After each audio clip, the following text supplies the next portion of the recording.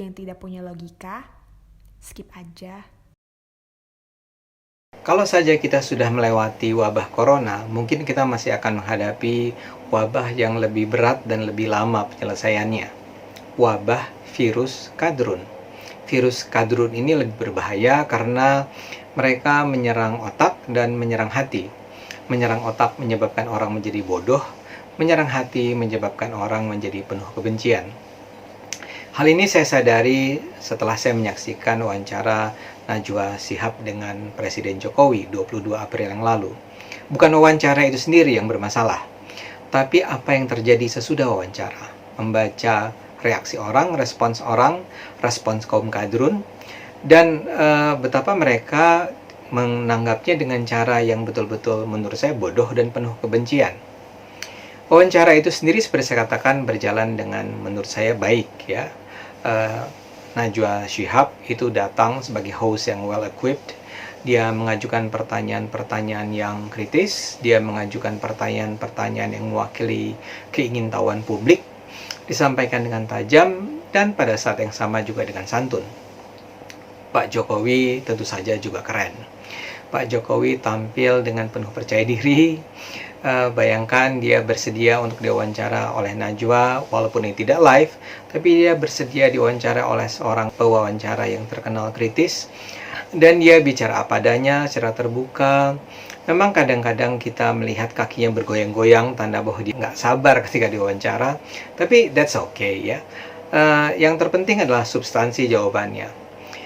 Wawancara dengan Presiden Jokowi itu menurut saya menjelaskan kepada kita tentang bahwa pemerintah Indonesia menangani corona dengan cara yang terencana, dengan baik, berhati-hati, dan pro pada kepentingan rakyat. Pak Jokowi berhasil menurut saya menjelaskan kenapa langkah-langkah itu yang diambil. Misalnya saja dia bicara tentang kenapa kita nggak lockdown, Indonesia nggak lockdown, kenapa kita nggak langsung karantina saja, kenapa kita nggak langsung saja larang orang mudik misalnya. Itu semua dijelaskan dengan sangat baik. Dan selalu kita bisa membaca bahwa itu semua dilakukan dengan pertimbangan rakyat kecil di atas segala-galanya, dan semua dilakukan dengan penuh keberhati-hatian.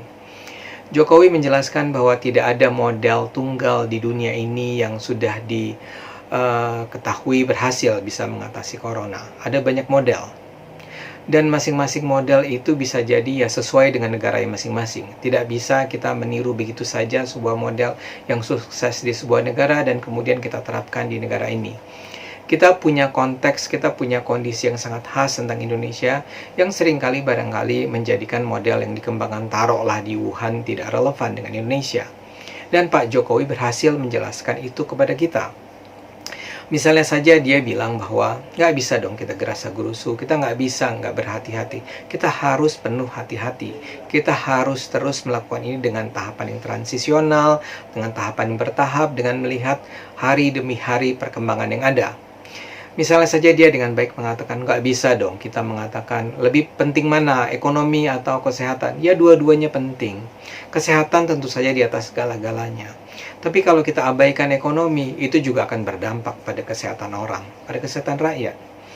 Soal lockdown misalnya dia dengan baik menjelaskan pilihannya memang nggak gampang. Misalnya kalau kita harus memilih apakah seorang yang kehilangan pekerjaan, yang di PHK, atau kehilangan penghasilan karena ada orang harus bekerja dari rumah dan dia tidak bisa lagi memperoleh penghasilan, apakah orang semacam ini lebih baik dipaksa tinggal di Jakarta, tinggal di tempat kontrakannya berdempet-dempetan tanpa ada penghasilan, atau barangkali lebih baik atau lebih bijaksana, lebih manusiawi untuk membiarkan dia pulang saja ke daerahnya dan tinggal di sana bersama keluarganya. Itu bukan pilihan yang gampang. Dia menjelaskan dengan baik kenapa KRL itu tidak dengan serta-merta dilarang saja antara Jakarta Bogor misalnya. Dia bilang pemerintah pusat baru akan mengizinkan KRL dihentikan kalau pemerintah daerah, yaitu di Bogor, bisa memastikan bahwa para karyawan yang selama ini hidup dari Jakarta, dengan berangkat ke Jakarta, itu akan bisa dijamin kehidupannya di Bogor. Kalau tidak, ya nggak bisa dihentikan KRL. Pak Jokowi dengan kata lain menunjukkan kompleksitas permasalahan yang nggak bisa diselesaikan hanya dengan pilihan hitam atau putih. Dan semua langkah Pak Jokowi ini nampak didasari pada data yang valid. Misalnya pembicaraan mengenai mudik, itu dilakukan setelah evaluasi mengenai kemungkinan atau peluang berapa banyak orang dari Jakarta atau dari kota-kota lainnya memutuskan tetap mudik walaupun sudah ada kampanye besar-besaran tentang jangan mudik, jangan mudik, jangan mudik. Tapi ternyata masih ada puluhan juta warga yang menyatakan mereka tetap akan mudik. Dan ketika itulah pemerintah akhirnya harus memutuskan kalau gitu memang harus dihentikan mudik ini. Tidak ada kata lain, nggak ada jalan lain karena himbauan demi himbauan ternyata tidak didengar. Tapi pilihan toh akhirnya diambil barangkali dengan pahit, tapi itu harus diambil. Jadi wawancara tersebut menurut saya sangat bermakna. Dan Pak Jokowi menyampaikan semua dengan sangat terbuka.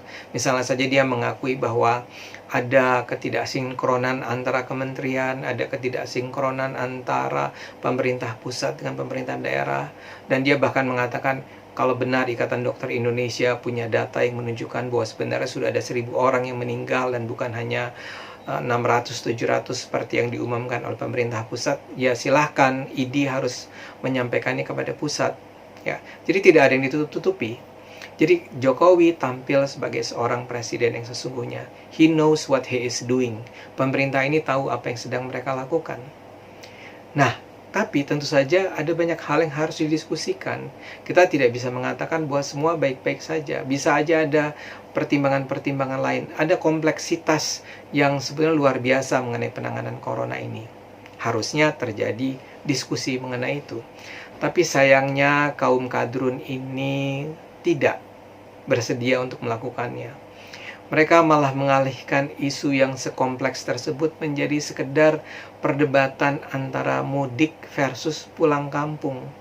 Dua istilah itu memang digunakan dan ada konteksnya, dan tadi sebagian sudah saya jelaskan, jadi nggak perlu diulang. Tapi kok bisa-bisanya kemudian kaum kadrun itu hanya memusatkan perhatian pada pertentangan antara mudik dan pulang kampung, dan ada berbagai meme yang muncul untuk mengejek itu seolah-olah Pak Jokowi ini dungu, bodoh, sehingga tidak bisa membedakan atau harus membedakan antara mudik dan pulang kampung. Bahkan harus ada talk show atau harus ada pernyataan-pernyataan yang datang dari tokoh-tokoh terkenal yang semua mengejek isu mudik dan pulang kampung. Itu sampah betul. Pada saat kita bicara tentang persoalan-persoalan seserius tadi yang saya sampaikan di awal itu, dan orang hanya bicara tentang beda mudik dan pulang kampung, yang jelas beda sebeda-bedanya. Pak Jokowi sudah menjelaskannya secara sangat baik, dan karena itulah Najwa tidak bertanya lebih jauh lagi, karena semua serba jelas. Tapi orang-orang ini memang pada dasarnya tidak ingin orang tiba pada sebuah kesimpulan yang lebih serius. Saya sendiri semula menganggap ini sekedar kebodohan dari kaum kadrun. Tapi setelah saya pikir ulang, jangan-jangan ini bukan kebodohan. Ini adalah hal yang disengaja dilakukan oleh kaum kadrun agar kita tidak tiba pada percakapan yang lebih serius tentang wawancara tersebut. Karena mereka sadar kalau kemudian kita amati secara serius percakapan antara Najwa dengan Jokowi, kita akan tiba pada kesimpulan bahwa Jokowi knows what he is doing. Jokowi tahu persis apa yang sedang dia lakukan. Yang dia lakukan itu adalah demi kepentingan bangsa. Jadi dengan sengaja kaum kadrun itu berusaha mengalihkan perhatian, merecehkan hal yang sebetulnya sangat serius, membuat ini menjadi sampah agar orang lupa bahwa sebetulnya ada isu yang sangat substantif di situ dan bagaimana pemerintah dengan sangat baik menangani corona. Ini tentu saja sangat memalukan, tolol, sengaja, jahat. Mereka mengajak masyarakat menjadi ikut dungu sama dengan mereka karena mereka sadar hanya dengan masyarakat yang dungulah Jokowi bisa dilawan. Marilah kita pertahankan akal sehat kita, karena hanya dengan akal sehat negara ini bisa diselamatkan. Kalau masih punya logika, jangan lupa subscribe, like, share, dan bunyikan loncengnya.